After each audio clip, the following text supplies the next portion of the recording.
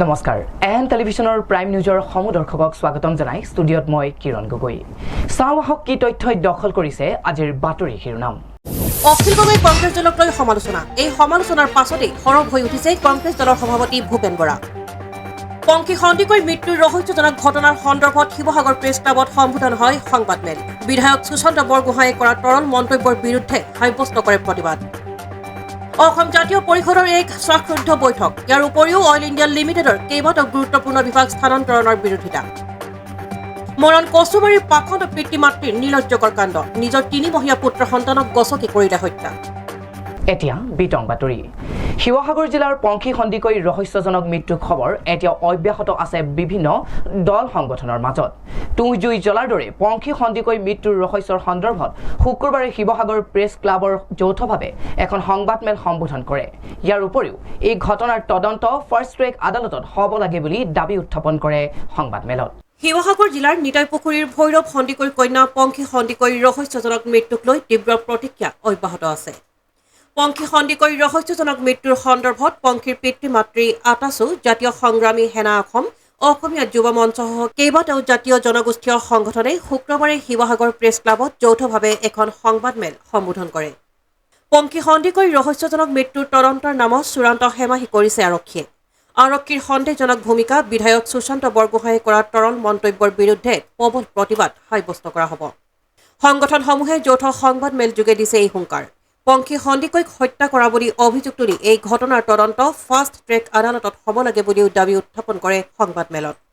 যে পংখী সন্দিকৈক সম্পূৰ্ণৰূপে নীতিকেশ দাসে হত্যা কৰিছে তাৰ পিছতো অসম আৰক্ষীয়ে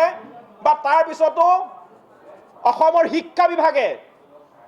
নীতিকেশ দাসক কি কাৰণে চাকৰিৰ পৰা আজি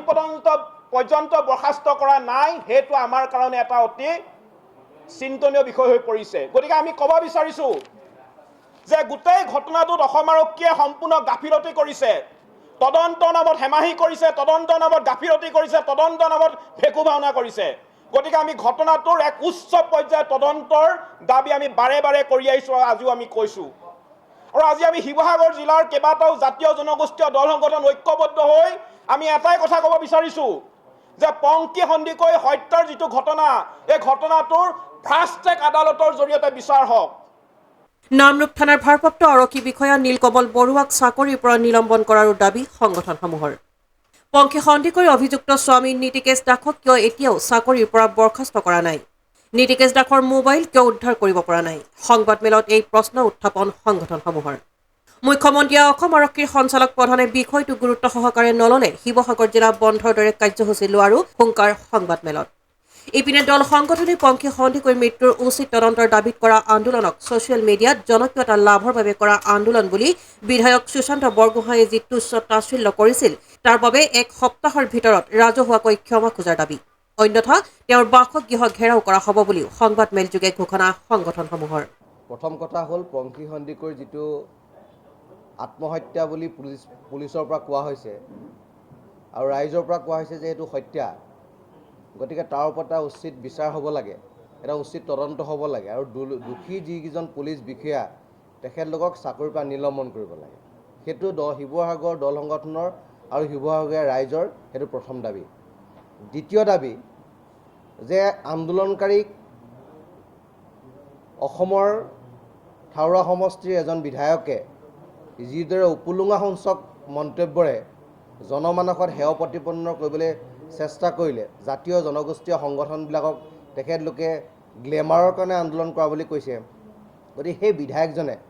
অনতি বিলম্বে তেখেতৰ দুখ ৰাইজৰ আগত বক্তব্যকে ৰাখিব লাগে আৰু ক'ব লাগে সকলো দল সংগঠনৰ ওচৰত তেওঁ ক্ষমা খুজিব লাগে নহ'লে শিৱসাগৰৰ সমূহ দল সংগঠনে যিটো তেওঁ ঘৰ দিয়া কাৰ্যসূচী সেই কাৰ্যসূচীটো কৰিবলৈ বাধ্য হ'ব আৰু কেতিয়াও সেই কাৰ্যসূচীৰ পৰা আঁতৰি অহা নাই bureau report AN television Dibrugarh চহৰৰ বৈৰাগী মঠত লোকসভা নিৰ্বাচন অনুষ্ঠিত হোৱাৰ পাছত হঠাৎ ভোটৰ সংখ্যাত বৃদ্ধিৰ নিৰ্বাচনী আয়োগৰ তথ্য বিষয়ত অসম জাতীয় পৰিষদৰ এক ৰুদ্ধদ্বাৰ বৈঠক অনুষ্ঠিত হয় ইয়াৰ উপৰিও অইল ইণ্ডিয়া লিমিটেডৰ কেইবাটাও গুৰুত্বপূৰ্ণ বিভাগ স্থানান্তৰণ কৰাৰ বিৰোধিতা কৰে এই বৈঠকখনত বহুকেইটা গুৰুত্বপূৰ্ণ বিষয় লৈ ডিব্ৰুগড়ৰ বৈৰাগী মঠত অৱস্থিত হোটেল ডি প্ৰিমলেণ্ডত ৰুদ্ধদ্বাৰ বৈঠক অসম জাতীয় পৰিষদৰ লুৰিণজ্যোতি গগৈৰ লগতে কেন্দ্ৰীয় সমিতিৰ প্ৰতিনিধিবৰ্গৰ উপস্থিতিত বহুকেইটা সিদ্ধান্ত গ্ৰহণ কৰে এই বৈঠকত। লোকসভা নিৰ্বাচন অনুষ্ঠিত হোৱাৰ পাছত হঠাৎ ভোটৰ সংখ্যাত বৃদ্ধিৰ নিৰ্বাচনী আয়োগৰ তথ্য বিষয়ত বিশেষভাৱে আলোচনা কৰে এই বৈঠকত। বৈঠকৰ জৰিয়তে অসম জাতীয় পৰিষদৰ সিদ্ধান্ত অতি সোনকালে এই বিষয়ত নিৰ্বাচনী আয়োগক কাৰণ বিচাৰি পত্ৰ প্ৰেৰণ কৰাৰ লগতে মহামান্য উচ্চতম ন্যায়ালয়ত পিটিশ্যন প্ৰদান কৰিব অসম জাতীয় পৰিষদে। কাৰ্যনিৰ্বাহক সভাই এটা বিষয়ত অতি উদ্বিগ্নতা প্ৰকাশ কৰিছে। শেহতীয়াকৈ ইলেকশ্যন কমিশ্যনে নিৰ্বাচন হৈ যোৱাৰ কেইবাটাও দিনৰ পিছত প্ৰায় 10টাতকৈ বেছি দিনৰ পিছত তেওঁলোকে আৰু ভোট এই সমষ্টিসমূহত তেওঁলোকে কিছু সমষ্টিত ভোটদানৰ হাৰ বঢ়া বুলি বা সামগ্ৰিকভাৱে এটা বিধানসভা লোকসভা সমষ্টিত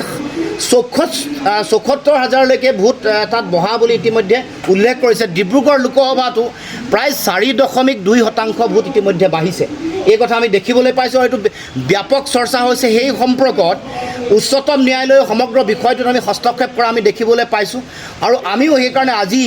এই কাৰ্যনিৰ্বাহক সভাৰ যোগেদি আমি আহ্বান জনাইছোঁ, আমি ইলেকশ্যন কমিশ্যনৰ প্ৰতিও আমি এখন দাবী পত্ৰ পঠাম যে তেওঁলোকে যাতে এই কথাটো এটা স্পষ্টীকৰণ দিয়ে। আৰু আমি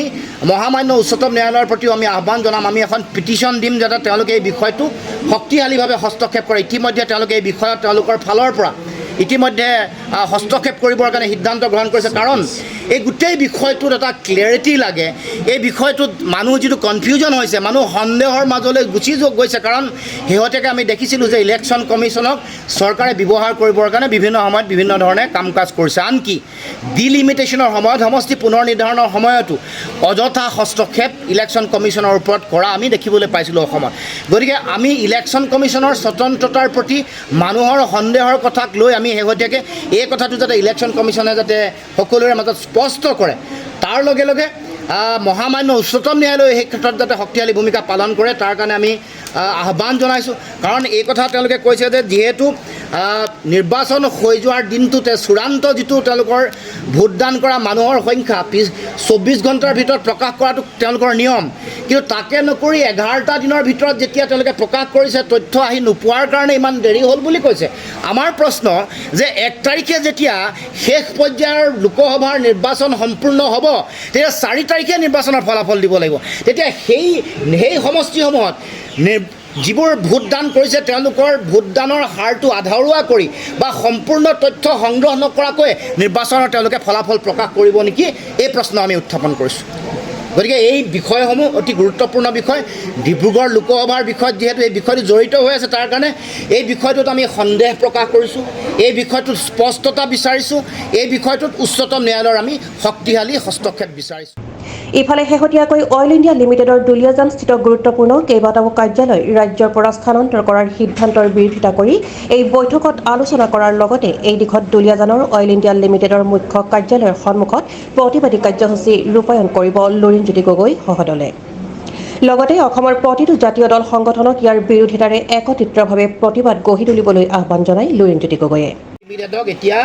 দিল্লীলৈ সম্পূৰ্ণ ক্ষমতা কাৰ্যালয় দিল্লীলৈ লৈ যাব খুজিছে। ৰেচিডেঞ্চিয়েল চিফ এক্সিকিউটিভৰ যিটো কাৰ্যালয়, য'ৰ পৰা সম্পূৰ্ণ প্ৰশাসনিক ব্যৱস্থাটো নিয়ন্ত্ৰণ কৰা হৈছিল আৰু যি অইল ইণ্ডিয়া লিমিটেডে আটাইতকৈ বেছি অসমৰ তৈল ক্ষেত্ৰসমূহতে উৎপাদন কৰে, যি অইল ইণ্ডিয়া লিমিটেড বা অসমত পেট্ৰলিয়াম খণ্ডত অসমে 70 চনলৈকে 50% পেট্ৰলিয়াম উৎপাদন কৰি 1901 চনত ডিগবৈত তেল ৰিফাইন কৰি ভাৰতবৰ্ষলৈ নিদৰ্শন দিছিল, সেই অসমৰ পৰা অইল ইণ্ডিয়া লিমিটেডৰ কাৰ্যালয় ইয়াৰ সমগ্ৰ ক্ষমতা দিল্লীয়ে কাঢ়ি লৈ যাব খোজা যিটো জনবিৰোধী সিদ্ধান্ত, ইয়াৰ আনুষ্ঠানিকভাৱে আজি আমি প্ৰতিবাদ কৰিছোঁ। আৰু পৰৱৰ্তী দিনসমূহত অইল ইণ্ডিয়া মুখ্য কাৰ্যালয়ৰ সন্মুখত অসম জাতীয় পৰিষদে তীব্ৰ প্ৰতিবাদৰ কাৰ্যসূচী গ্ৰহণ কৰিব। পেট্ৰলিয়াম বা তেল আমাৰ অসমীয়া মানুহৰ আৱেগ, অসমৰ আৱেগ। এই আৱেগটোক সকলোৱে সন্মান জনাই সকলো জাতীয় জনগোষ্ঠীয় দল সংগঠনে দিল্লীৰ যিটো ষড়যন্ত্ৰ আমাৰ অধিকাৰ কাঢ়ি নিব খোজা, যি সময়ত অইল ইণ্ডিয়াৰ মুখ্য কাৰ্যালয় পেট্ৰলিয়াম মন্ত্ৰীগৰাকী বৰ্তমানৰো অসমৰ যিগৰাকী পেট্ৰলিয়াম ৰাজ্যিক মন্ত্ৰী তেওঁ গুৱাহাটীলৈ আনিম বুলি কৈছিল মুখ্য কাৰ্যালয়। তাৰ বিপৰীতে মুখ্য কাৰ্যালয়টো গুৱাহাটীলৈ অনাটো বাদেই দিয়ক, ইয়াৰ যিটো কাৰ্যালয় আছে স্থানীয় যিটো কাৰ্যালয় এই কাৰ্যালয়টোকে উঠাই লৈ যাব খুজিছে। ক্ষমতা কৰ্তন কৰিব খোজে। গতিকে সকলো জাতীয় জনগোষ্ঠীয় দল সংগঠনে দল মত আদৰ্শ পৰিহাৰ কৰি এক হৈ ঐক্যবদ্ধ হৈ প্ৰতিবাদ কৰিব লাগে আৰু এই যিটো অন্যায় এই অন্যায় যাতে কোনো কাৰণতে কৰিব নোৱাৰে তাৰ কাৰণে প্ৰতিৰোধী সংগ্ৰাম সকলোৱে গঢ়ি তুলিব লাগে। দেশত নিৰ্বাচন চলি থকাৰ মাজতে অভাৱনীয়ভাৱে মূল্যবৃদ্ধিৰ বিষয়টো কাৰ্যনিৰ্বাহকত আলোচনা কৰাৰ লগতে অহা 29 মে'ত এই মূল্যবৃদ্ধি বিষয়ক লৈ গুৱাহাটীত বিশাল প্ৰতিবাদী কাৰ্যসূচী ৰূপায়ণ কৰিব অসম জাতীয় পৰিষদে। সামগ্ৰী অত্যাৱশ্যকীয় সামগ্ৰীৰ দাম বৃদ্ধিয়ে সাধাৰণ জনতাক কুঙাৰ কৰিছে। যি সময়ত সাধাৰণ মানুহৰ জীৱন আৰু জীৱিকা প্ৰত্যাহ্বানৰ সন্মুখীন হৈছে, দাম বৃদ্ধিৰ ফলত খোৱা বোৱা কৰি থাকিবলৈ সাধাৰণ মানুহৰ দুবেলা দুমুঠি খাবৰ কাৰণে অসুবিধা হৈছে, সেই সময়ত নিৰ্বাচন চলি থকাৰ সময়তে চৰকাৰে যি জনবিৰোধী সিদ্ধান্ত গ্ৰহণ কৰিছে সেই সিদ্ধান্ত প্ৰত্যাহাৰ কৰিবৰ কাৰণে আৰু মূল্যবৃদ্ধি নিয়ন্ত্ৰণ কৰিবৰ কাৰণে আমি অসম জাতীয় পৰিষদে দাবী উত্থাপন কৰিছোঁ। চৰকাৰৰ এই অত্যাধিক হাৰত যিটো মূল্যবৃদ্ধি এক্সপনেনচিয়েল ৰেটত যিটো মূল্যবৃদ্ধি হৈছে তাৰ প্ৰতিবাদ কৰি অহা 29 মে' তাৰিখে গুৱাহাটীত আমি প্ৰতিবাদী কাৰ্যসূচী আমি গ্ৰহণ কৰিছোঁ অসম জাতীয় পৰিষদে। News desk AN television.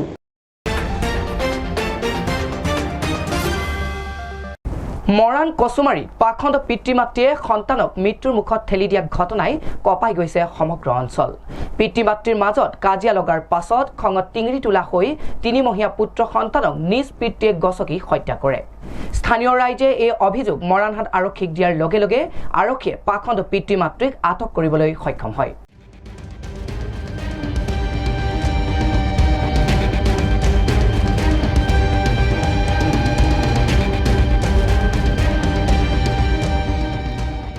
পিতৃ মাতৃৰ কাজিয়াৰ মাজতে পাখণ্ড পিতৃয়ে গছকি হত্যা কৰিলে 3 মহীয়া সন্তানক। হত্যাকাৰী পিতৃক কালি গ্ৰেপ্তাৰ কৰি আজি জেললৈ প্ৰেৰণ কৰিলে আৰক্ষীয়ে।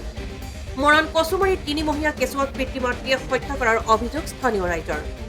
চৰাইদেউ জিলাৰ মৰাণহাট আৰক্ষী থানাৰ অন্তৰ্গত কচুমাৰী ঘিলাগুৰি গাঁৱৰ নিবাসী বুধন গড় আৰু সোণমণি গড়ে কাজিয়া লাগি খঙত অগ্নিশৰ্মা হৈ নিজৰ 3 মহীয়া পুত্ৰ সন্তানক গছকি হত্যা কৰাৰ অভিযোগ স্থানীয় ৰাইজৰ।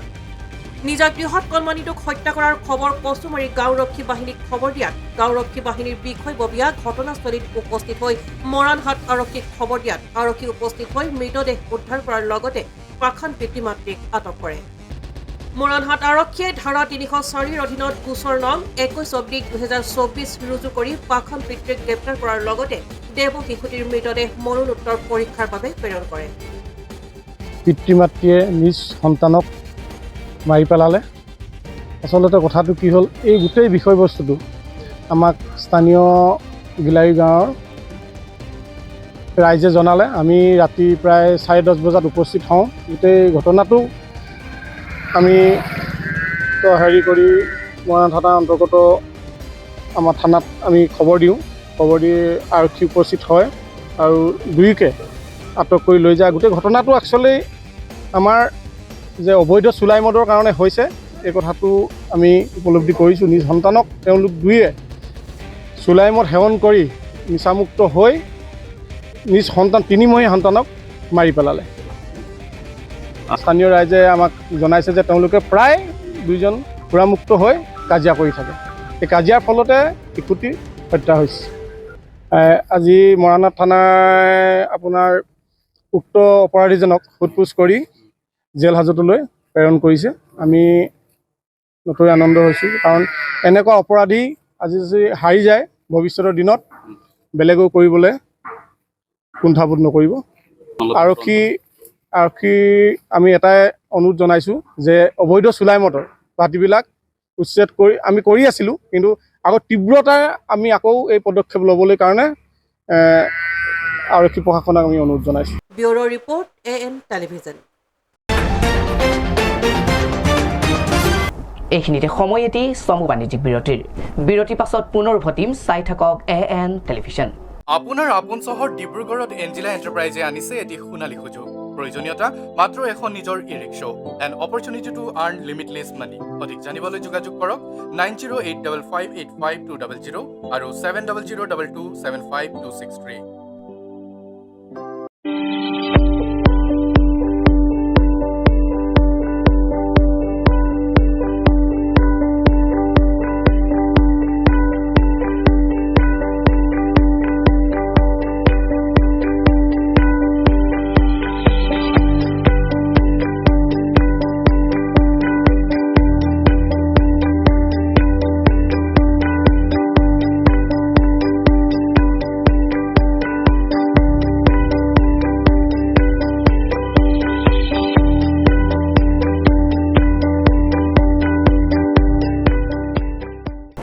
উভতি আহিছোঁ পুনৰ বাতৰি মাজলৈ মৰাণত মন্ত্ৰী বিমল বৰাৰ এক গঠনমূলক কাৰ্য উচ্চ শিক্ষা গ্ৰহণৰ ক্ষেত্ৰত উৎসুক আৰু অনিসন্ধিৎসু মনৰ ছাত্ৰ ছাত্ৰীসকলক উচ্চ শিক্ষা ক্ষেত্ৰখনৰ বিশাল সম্ভাৱনাৰ সম্পৰ্কে অৱলোকন কৰি সাহস আৰু প্ৰত্যয় ভৰা এদিন শীৰ্ষক মননশীল অনুষ্ঠান শনিবাৰে আয়োজন কৰে মৰাণত মন্ত্ৰী বিমল বৰাৰ সংবাদমেল মন্ত্ৰী বিমল বৰাৰ পৃষ্ঠপোষকতাত স্বেচ্ছাসেৱী ন্যাস গ্ৰোথ ফ্ৰম গ্ৰাছৰুটছৰ উদ্যোগত মৰাণ বাণিজ্য মহাবিদ্যালয় আৰু টিংখাং বিধানসভা সমষ্টিৰ বিধায়কৰ শিক্ষা উপদেষ্টা সমিতিৰ সহযোগত মৰাণ মহাবিদ্যালয়ত শনিবাৰে অনুষ্ঠিত হ'ব সাহস আৰু প্ৰত্যয়ভৰা এদিন শীৰ্ষক মননশীল অনুষ্ঠান উচ্চ শিক্ষা গ্ৰহণৰ ক্ষেত্ৰত উৎসুক আৰু অনুসন্ধিৎসু মনৰ ছাত্ৰ ছাত্ৰীসকলক উচ্চ শিক্ষা ক্ষেত্ৰখনৰ বিশাল সম্ভাৱনাৰ সম্পৰ্কে অৱলোকন কৰি পৰিচয় কৰি দিয়াৰ উদ্দেশ্যে এই কাৰ্যসূচী আমি আমাৰ ছাত্ৰ ছাত্ৰীসকলক তেওঁলোকৰ জীৱনৰ জিজ্ঞাসাসমূহ যাতে কেনেধৰণেৰে এই অৱস্থাত অতিক্ৰম কৰি জীৱনৰ ইপ্সিত লক্ষ্যত উপনীত হ'ব পাৰে তাৰ বাবেই কিছু পথ প্ৰদৰ্শন কৰিবৰ কাৰণে নিমন্ত্ৰণ জনাইছোঁ এগৰাকী বিশ্ববিখ্যাত খ্যাতিসম্পন্ন বিশিষ্ট লিখক চিন্তাবিদ তথা প্ৰেৰণা উদ্দীপক বক্তা যিগৰাকী লিখকৰ কিতাপ ইণ্টাৰনেশ্যনেলি বেষ্ট চেলাৰ হিচাপে পৰিগণিত হৈছে ইউ কেন উইন প্ৰেৰণা উদ্দীপক বক্তা শিৱ খেৰা ডাঙৰীয়া তেখেতক আমি নিমন্ত্ৰণ জনাইছোঁ মৰাণ বাণিজ্য মহাবিদ্যালয় এই প্ৰাংগণত সকলো ছাত্ৰ ছাত্ৰী অভিভাৱক অভিভাৱিকা তথা শিক্ষক শিক্ষয়িত্ৰীসকলক আৰু শিক্ষানুৰাগী ৰাইজক মই আন্তৰিকতাৰে এই অনুষ্ঠানলৈ আমন্ত্ৰণ জনাইছোঁ গ্ৰোথ ফ্ৰম গ্ৰাছৰুট নামৰ এটি স্বেচ্ছাসেৱী ন্যাসে এই গোটেই অনুষ্ঠানটি আয়োজন কৰিছে আৰু আমাৰ টিংখাং সমষ্টি তথা মৰাণ অঞ্চলৰ সকলো ৰাইজে অতি আন্তৰিকতাৰে এই অনুষ্ঠানটি সফলতা কামনা কৰি সহযোগিতা আগবঢ়াইছে মই ভাবোঁ যে এই অনুষ্ঠানটোৱে আমাৰ নতুন ছাত্ৰ ছাত্ৰীসকলক চিন্তাৰ খোৰাক যোগাবলৈ সক্ষম হ'ব তেওঁলোকৰ জীৱনৰ বাটত সাহস আৰু প্ৰত্যয়েৰে আগুৱাই যোৱাৰ ক্ষেত্ৰত প্ৰেৰণা লাভ কৰিব এই অনুষ্ঠানত নৱপ্ৰজন্মক ভৱিষ্যত জীৱনত আগুৱাই যোৱাৰ ক্ষেত্ৰত প্ৰেৰণা উদ্দীপক ভাষণেৰে উৎসাহিত কৰিবলৈ দেশৰ এগৰাকী প্ৰখ্যাত প্ৰেৰণাদায়ী বক্তা তথা ইউ কেন উইনৰ দৰে গ্ৰন্থৰে সমগ্ৰ বিশ্বতে জনপ্ৰিয়তা অৰ্জা লেখক শিৱ খেৰাই অংশগ্ৰহণ কৰিব নতুন এখন শিক্ষানুষ্ঠানলৈ যোৱাৰ প্ৰাক মুহূৰ্তত মনত ডেফিনেটলি কিছুমান কিউৰিচিটি থাকে এটা পৰীক্ষাৰ ৰিজাল্টৰ পিছত বহু ছাত্ৰ ছাত্ৰীৰ মনৰ মাজত কিছু ডিপ্ৰেশ্যন আহে হয়তো কোনোবা উৎফুল্লিত হয় আৰু এই যিটো বয়স এই বয়সটো প্ৰকৃততে জীৱনৰ ৰামধেনু অঁকাৰ বয়স জীৱনটোক সজোৱাৰ বয়স জীৱনটোক সঠিক পথেৰে আগুৱাই লৈ যোৱাৰ সঠিক সিদ্ধান্ত লোৱাৰ বয়স আৰু সেইকাৰণেই যদিওবা অভিভাৱক অভিভাৱিকা বিদ্যালয় কৰ্তৃপক্ষ শিক্ষক শিক্ষয়িত্ৰীয়ে তেওঁলোকক সেই পথৰ সন্ধান দিয়েই তথাপিও আমিও জনসাধাৰণৰ এগৰাকী সেৱক হিচাপে এই যি দায়বদ্ধতা ছাত্ৰ ছাত্ৰীসকলৰ শৈক্ষিক ক্ষেত্ৰখনৰ পৰা আমি নিশ্চিতভাৱে আঁতৰি থকাটো উচিত কথা নহয় আৰু মই ভাবোঁ যে সকলোকে লগত লৈ শৈক্ষিক ক্ষেত্ৰখনৰ কাৰণে যথেষ্ট কৰণীয় আছে তাৰ বাবে যথেষ্ট কৰাৰ অৱকাশো আছে আৰু সেইকাৰণে ছাত্ৰ ছাত্ৰীসকলক এই ক্ষেত্ৰত কিছু উৎসাহ প্ৰদৰ্শন কৰিবৰ কাৰণে এই অনুষ্ঠানটি আমি আয়োজন কৰিছোঁ সাহস আৰু প্ৰত্যয় ভৰা এদিন a day of courage and achievement from dreams to reality আৰু সেইকাৰণে যোৱা বছৰো আমি বহুকেইজন প্ৰেৰণা উদ্দীপক বক্তাৰে আমি অনুষ্ঠান আয়োজন কৰিছিলোঁ আৰু এইবাৰ আন্তঃৰাষ্ট্ৰীয় খ্যাতিসম্পন্ন বক্তা যাৰ বক্তৃতাই বহুতৰ মনোজগতত নতুন চিন্তাৰ খোৰাক দিবলৈ সক্ষম হৈছে মই ভাবোঁ আমাৰ এই বৃহত্তৰ মৰাণ টিংখাং অঞ্চলৰ ছাত্ৰ ছাত্ৰীসকলেও তেওঁৰ বক্তৃতা শুনি যথেষ্ট নতুন চিন্তাৰ অৱকাশ পাব bureau' report AN television Demow গজালিত এক হৃদয় বিদাৰক ঘটনা ভাত দিয়াত পলম হোৱাৰ বাবে জেকি গড় নামৰ ব্যক্তিগৰাকীয়ে পত্নী হেমন্তী গড়ক অতি নিৰ্মমভাৱে ঘপিয়াই আহত কৰে বৰ্তমান উন্নত চিকিৎসাৰ বাবে ডিব্ৰুগড়স্থিত অসম চিকিৎসা মহাবিদ্যালয়ত চিকিৎসাধীন হৈ আছে মহিলাগৰাকী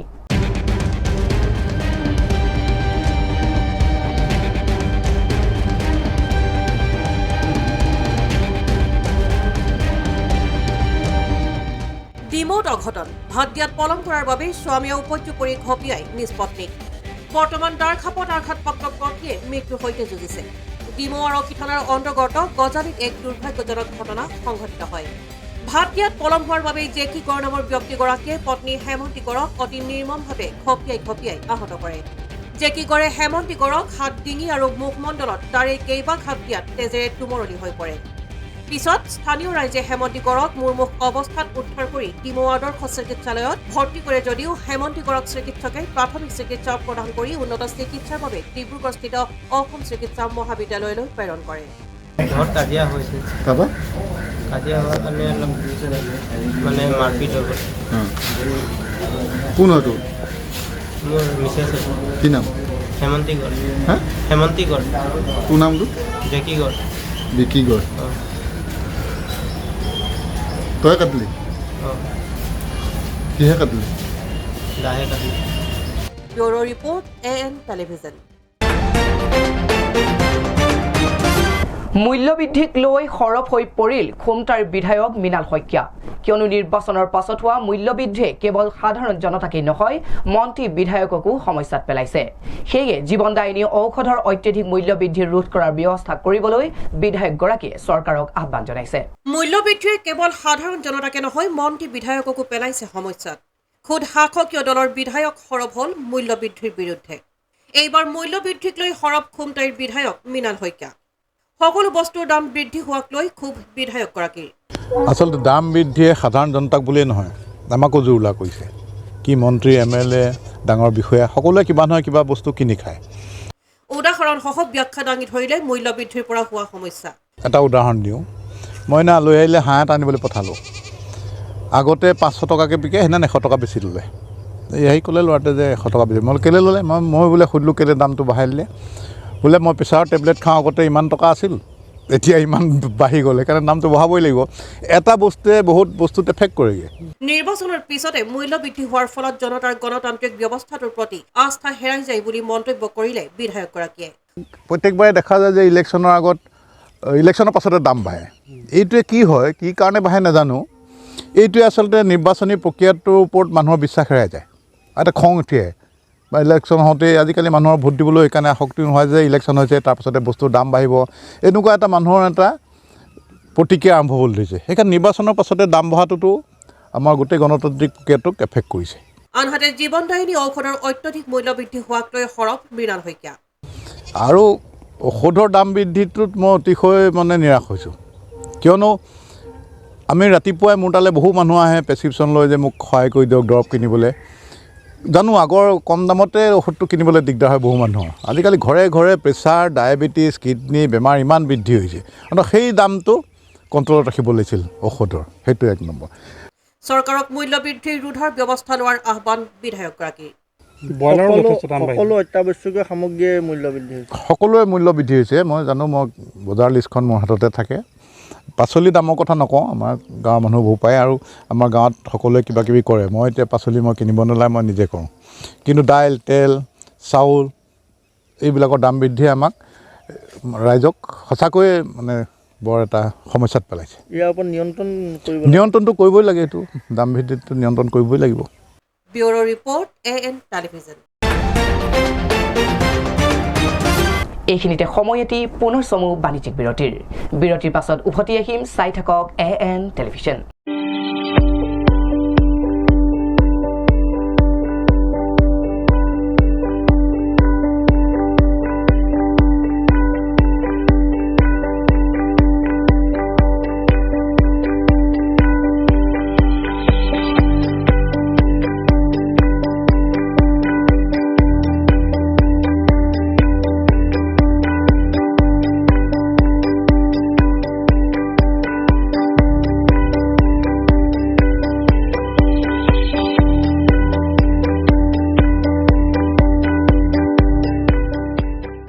উভতি আহিছো পুনৰ বাতৰি মাজলৈ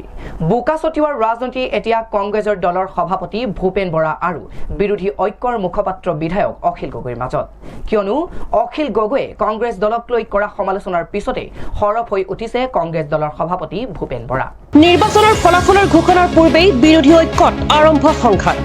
বিৰোধী ঐক্যৰ মুখপাত্ৰ বিধায়ক অখিল গগৈয়ে কংগ্ৰেছ দলক লৈ কৰা সমালোচনাৰ পিছতে সৰব হৈ উঠিছে কংগ্ৰেছ দলৰ সভাপতি ভূপেন বৰা। পুনৰ জনাই আছো, নিৰ্বাচনৰ ফলাফলৰ ঘোষণাৰ পূৰ্বেই বিৰোধী ঐক্যত আৰম্ভ সংঘাত। বিৰোধী ঐক্যৰ মুখপাত্ৰ বিধায়ক অখিল গগৈয়ে কংগ্ৰেছ দলক লৈ কৰা সমালোচনাৰ পিছতে সৰব হৈ উঠিছে কংগ্ৰেছ দলৰ সভাপতি ভূপেন বৰা। অখিল গগৈয়ে কয় যে দল নহয় প্ৰাৰ্থীয়ে দক্ষতাৰে নিৰ্বাচনী প্ৰতিদ্বন্দ্বিতা কৰিছে। বিৰোধী ঐক্য মঞ্চৰ প্ৰচাৰে কংগ্ৰেছ দলৰ জয়ৰ বাট মুকলি কৰিছে। উল্লেখ্য যে বিধায়ক অখিলৰ কৰ্মকাণ্ডত বিতুষ্ট হৈ কংগ্ৰেছৰ সভাপতি ভূপেন বৰাই বিৰোধী ঐক্য মুখপাত্ৰগৰাকীলৈ পত্ৰ প্ৰেৰণ কৰি কয় যে অখিল গগৈয়ে কংগ্ৰেছক তুচ্ছ জ্ঞান কৰিছে। News desk AM television. Kokrajhar জিলাৰ পৰ্বতঝোৰা পৰিষদীয় সমষ্টিৰ অন্তৰ্গত টিপকাই VCDC কাৰ্যালয়ত পাৰ হৈ যোৱা লোকসভা সমষ্টিৰ পৰ্যালোচনাৰ সন্দৰ্ভত দলৰ নেতা কৰ্মীবৃন্দৰ মাজত এক মত বিনিময় সভা অনুষ্ঠিত হয়। উক্ত মত বিনিময় অনুষ্ঠানত UPPLৰ জিলা সভাপতি প্ৰসেন কুমাৰ ব্ৰহ্মৰ লগতে কেইবাজনো নেতা কৰ্মীয়ে সভাখনত অংশগ্ৰহণ কৰে। টিপকাইত UPPL দলৰ প্ৰতিষ্ঠাপক সভাপতি তথা অসম চৰকাৰৰ কেবিনেট মন্ত্ৰী উৰ্খাও গৌৰৱ ব্ৰহ্মৰ আকস্মিক পৰিভ্ৰমণ। শুক্ৰবাৰে 11টামান বজাত BTR কোকৰাঝাৰ জিলাৰ পৰ্বতঝোৰা পৰিষদীয় সমষ্টিৰ অন্তৰ্গত টিপকাই VCDC কাৰ্যালয়ত পাৰ হৈ যোৱা লোকসভা সমষ্টিৰ পৰ্যালোচনা সন্দৰ্ভত UPPL দলৰ নেতা কৰ্মীবৃন্দৰ মাজত মত বিনিময় সভা অনুষ্ঠিত হয়। উক্ত মত বিনিময় অনুষ্ঠানত UPPL দলৰ প্ৰতিষ্ঠাপক সভাপতি তথা অসম চৰকাৰৰ কেবিনেট মন্ত্ৰী উৰ্খাও গৌৰৱ ব্ৰহ্মৰ লগতে UPPL দলৰ জিলা সভাপতি প্ৰসেন কুমাৰ ব্ৰহ্ম, সাধাৰণ সম্পাদক সেলিম আহমেদ খান, জহলাদ ব্ৰহ্মকে আদি কৰি মহামায়া জালাবিলা VCDCৰ সভাপতি প্ৰাইমেৰী কমিটিৰ লগতে ভালে সংখ্যক নেতা কৰ্মী কাৰ্যসূচীত অংশগ্ৰহণ কৰা পৰিলক্ষিত হয়। নাই, আজি মই পৰ্বতঝোৰা টিপকাইত আহিলোঁ এনেই মানে আহিবৰ কাৰণে। MCC মানে হে কোৱা নাই, অফিচিয়েল কাম কাজ নাই, সেইটো কাৰণে কৰ্মীবিলাকৰ লগত লগ ধৰি পেলাই ভাল বেয়া খবৰ ল'বৰ কাৰণে আহিছোঁ। আনুষ্ঠানিক কোনো কাৰ্যসূচী নাই। NDAটো মানে যেনেকৈ ডিক্লেয়াৰ কৰিছে প্ৰধানমন্ত্ৰীয়ে সেনেকৈ গৈ আছে। মানে পঞ্চম পৰ্যায়ৰ যিটো নিৰ্বাচন অনুষ্ঠিত হৈ গ'ল, এইটো ৰিজাল্টবিলাক এটা আহি আছে TV যিটোৱে মানে এক্সিট পল এতিয়াও দিয়া নাই যদিও এটা এছেছমেণ্টত আহি গৈছে। আৰু গোটেই ইণ্ডিয়াত যিটো হাৱা, যিটো NDAৰ সপক্ষে মোদীক প্ৰধানমন্ত্ৰী হিচাপে এবাৰ আকৌ লাগে ভাৰতবৰ্ষৰ কাৰণে। তাৰ কাৰণে NDAৰ যিটো পাৰফৰ্মেঞ্চটো খুব ভাল। আৰু NDA বা ইণ্ডিয়া এলায়েন্স কম্বাইন তেওঁলোকে হয়তোবা 150,000 ইয়াতকৈ বেছি যাব নোৱাৰিব। এই ধৰণৰ অংকবিলাক আহি আছে। আৰু অসমততো 12-12+ নগাঁও আৰু ধুবুৰীটো লৈ পেলাই এটা ছাছপেঞ্চত যিহেতু আছে। কোকৰাঝাৰটো প্ৰায় ক্লিয়াৰ হৈ গ'ল। 6 লাখতকৈ ওপৰত মানে আমি 6 লাখতকৈ বেছি ভোট পাই পেলাই জিকি যাম, এটা এছেছমেণ্টটো আহি গৈছে।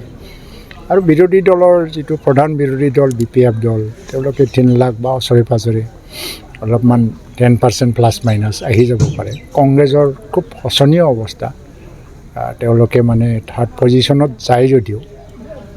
1 লাখ বা 1 লাখৰ 10% প্লাছ মাইনাছ গুচি যাব পাৰে। আৰু আটাইতকৈ শোচনীয় যিটো এটা পাৰফৰ্মেঞ্চ, যিটো GSP বড়ো নামত যিসকলে এটা ঢৌ তুলিছিলে, এইবাৰ আটাইতকৈ তলত তেওঁলোকৰ গ্ৰাফটো গুচি গৈছে। 4 নম্বৰ বা 5 নম্বৰ গুচি যাব। কাৰণ অসমত 12টা 12+টো প্ৰায় নিশ্চিত। আৰু 2টাত যিটো ছাছপেঞ্চ চলি আছে, আকৌ এইটোও মানে কেইদিনমান পিছত ক্লিয়াৰ হৈ যাব পাৰে, 12+ও হ'ব পাৰে, কিন্তু আমি 14টা বুলি ক'ব নোৱাৰোঁ। Bureau report AM television. আজিৰ শেষৰটো বাতৰি। প্ৰকৃতিয়ে ধাৰণ কৰিলে ৰুদ্ৰমূৰ্তি। শুকুৰবাৰে টিংখাঙত ধুমুহাৰ তাণ্ডৱৰ ফলত টিংখাঙৰ মাহামৰা ধুলাই পতিচুক গাঁৱত 4টা পৰিয়ালৰ ঘৰ দুৱাৰ ভাঙি নষ্ট কৰাৰ লগতে সমগ্ৰ অঞ্চলটোত ব্যাহত হৈ পৰিছে বিদ্যুতৰ যোগান, যাৰ ফলত স্থানীয় ৰাইজে বিভিন্ন সমস্যাৰ সন্মুখীন হৈছে। শুক্ৰবাৰে পুৱা হঠাৎ অহা এজাক প্ৰবল ধুমুহাই টিংখাঙৰ কিছু অঞ্চলত ব্যাপক ক্ষতি সাধন কৰে।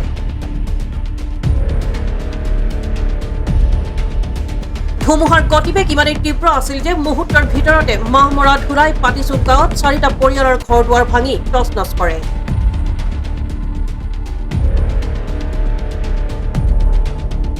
আনহাতে ধুমুহাত ক্ষতিগ্ৰস্ত পৰিয়ালকেইটাৰ 2জনকৈ সদস্য গুৰুতৰভাৱে আঘাতপ্ৰাপ্ত হয়। ধুমুহাত প্ৰকাণ্ড গছ উভালি পৰাৰ লগতে অঞ্চলটোত বিদ্যুৎ যোগান সম্পূৰ্ণৰূপে ব্যাহত হৈ পৰিছে।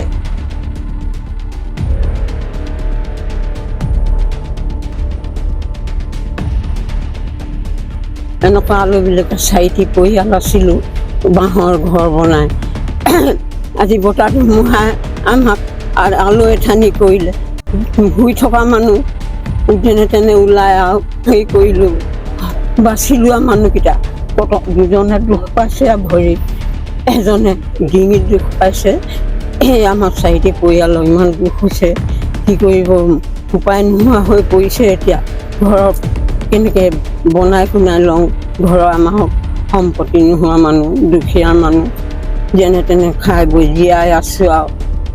কেইডোবাৰমান খেতি কৰি অকলীয়া পৰিয়ালত কি কৰিম দুখৰ কথা সৰুৰ পৰা মোৰ স্বামী মৰিলে মই পোৱালি ল'ৰা ছোৱালীয়ে ল'ৰা এটা ছোৱালী এজনীৰ লগতে মই বহি হ'লোঁ কঁকাল ভাগিলেগৈ তেনেকৈ মই এতিয়া জীয়াই খাই বৈ আছিলোঁ আজি ভগৱানে আমাক এনেকুৱাকৈ দুখ দিলে কি কৰিব উপায় নোহোৱা হৈ পৰিলে। Bureau' report AN television. আজিৰ বাতৰি ইমানেই AN টেলিভিছনৰ ষ্টুডিঅ'ৰ পৰা মই কিৰণে ইমানতে বিদায় লৈছোঁ ধন্যবাদ।